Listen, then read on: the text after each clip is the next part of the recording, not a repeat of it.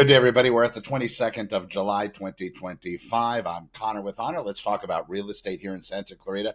Two other resources that I will offer. If you're looking for anything about artificial intelligence, what's happening in that particular world, I break it down very simply. You can follow me at my YouTube channel at AI with Honor. At AI with Honor. And as far as fasting goes, muscle building, all of that fancy health stuff, that's going to be at YouTube at Home Muscle. At Home Muscle. All right, so let's get into today's real estate information for Santa Clarita Valley and beyond. Of course, not just this valley, but what's impacting the markets. And it looks like there's been some charges leveled at the current Fed Chair Jerome Powell, which is well. Anyway, it's interesting to say the least. If in fact he's replaced, we could see interest rates come down quite a bit. Even if he's not, maybe that's some kind of pressure. Whether you agree with it or not, that could send rates going in a direction that's going to spur off a lot more real estate activity, including people wanting to put their houses on the market, because now even that the Fed funds rate, even adjusting that, is going to have some kind of impact on the mortgage rates. While it's not directly connected, it is associated. It's a relative. You could even go maybe cousin, maybe first cousin. It's that close. What happens if the Fed drops that Fed funds rate? We will see that the mortgage rates will also come down. How much? Well, we'll have to see how much the main rate is actually impacted. It could be quite considerable. It could be, 2-3 points. And if we drop down in the fours or high threes, oh my gosh, real estate's going to move like crazy.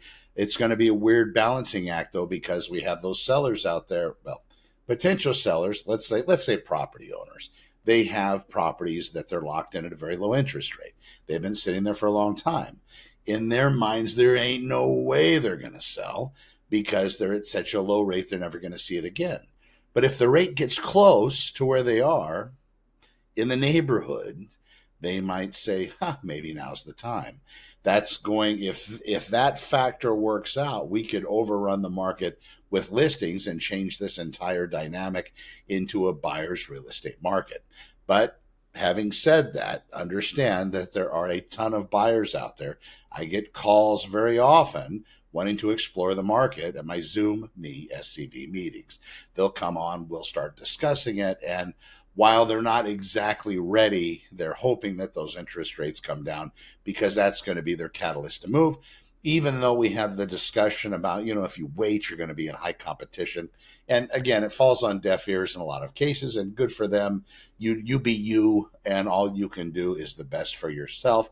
Don't listen to any so-called expert tell you how the market's going to be in the future or what to expect. But I will tell you this. Experience does play a role in the real estate game. And when you do have a lot more activity out there, you have higher competition, but that's a double-edged sword. You have higher competition on the seller side, and that could equate to properties actually lessening in value overall, and you have more competition on the buyer side, which has the opposite effect. Properties getting more expensive. Let's look at the inventory currently. We do have 800 total listings. I did a breakdown when I associate this. If you watch this video at SantaClaritaOpenHouses.com, on my blog, you'll see all of the real estate data that's backed up. I do talk about the coming soon listings. Currently, we're sitting at 20 of those. These are listings that are going to be coming onto the market that have not entered yet. And in fact, you won't see any of these in the syndication systems. You have to actually have them emailed to you by your agent. So give them a call. Say, listen, I want to get the coming soon listings. They'll be more than happy to send those to you. If you don't have an agent, send me that email or reach out to me. You can go to SantaClaritaComingSoon.com. Very simple landing page I built that you'll be able to go in there, enter the information, what cities you're interested in, and also kind of what you're looking for. And I'll send you the coming soon that fit the criteria. But even if you just give me an email address, that's all I need. If you don't give me your name, that's cool. Make something up. But I'll email those to you, and I'll just email them all. It's not so much that it's going to be overwhelming. But if you do want it narrowed, and to meet whatever criteria you're looking for. Maybe you don't want to see condos, townhomes. Maybe it's only single family residences is what you want to buy. Maybe you don't care about the other cities out here. Maybe Valencia is your thing. And then you can just give me that information. I'll be able to put it together. All right. So out of the 800 listings, let's give that market breakdown here for the last 7 days of market activity. 12 listings coming soon. 88 new listings have entered the market. 103 properties have had their prices changed. These are actually listing price to listing price changes, not changes as far as recorded sold prices. We haven't seen those numbers decline as of yet, and it's because we're sticking with such low inventory. Even at 800, even though that's up almost 60 listings as of a couple weeks ago, we still have enough buyer drive to be able to absorb those listings. 88 new on the market, 54 closed. We still have a little bit of a discrepancy there, but staying pretty even. So we're not really getting too much higher than that, at least at this time. And we have 22 properties that have fallen out of escrow. That number is reduced, but it fluctuates around somewhere between 25 and 35% of the properties that go into escrow that eventually close. Prior to that, they fall out of escrow one time. I did notice yesterday, I was looking at the expired listings and the canceled listings. There are quite a few of those. We do have 6 expired this week and 12 have canceled this week. These are sellers that maybe have made a decision that they can't sell their properties. They haven't been able to get them on the market, get what they want for them. I was looking at some of these listings and in the historical picture, watching how they were advertised and marketed. Here's one of the things you want to do if your property isn't selling. Besides, anybody can attack price, right? Price is easy. You can always undercut and go lower, and eventually you'll hit the spot where someone will want to buy it.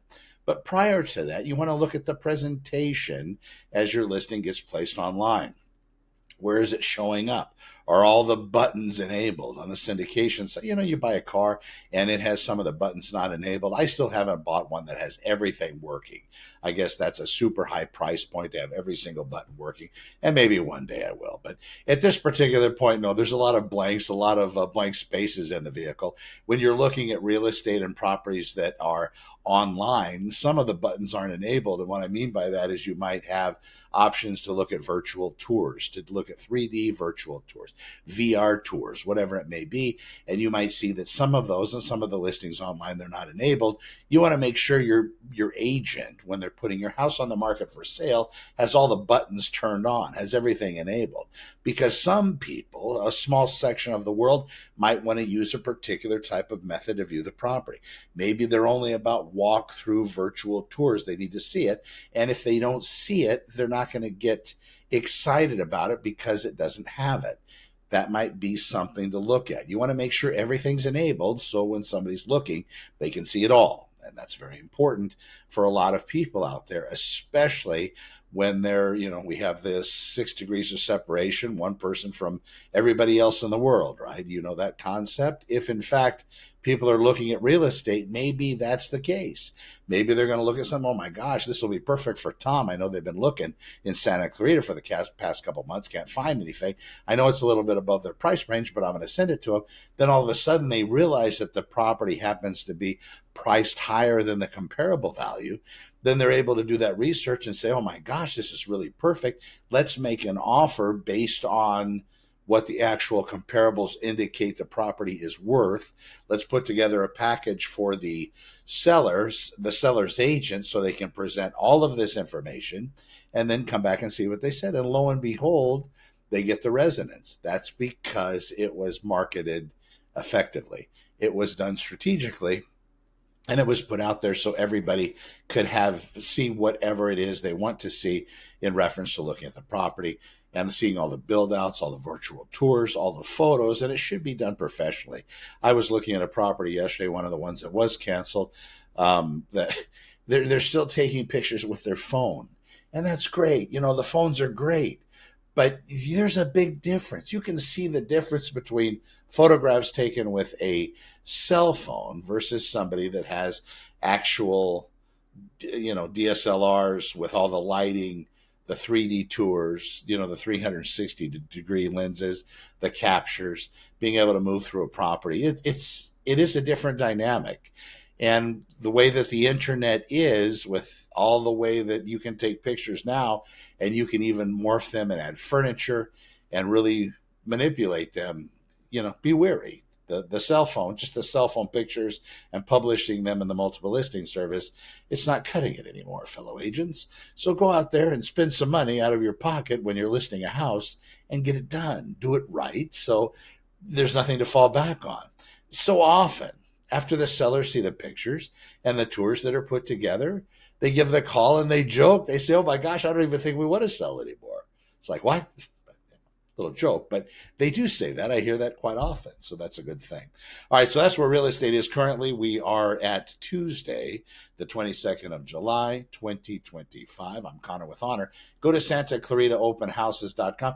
Also, if you want to talk about the market, you want to see where we are currently, and you're making decisions on whether you want to buy or you want to sell, get on my calendar, ZoomMeSCV.com, ZoomMeSCV.com, ZoomMeSCV.com.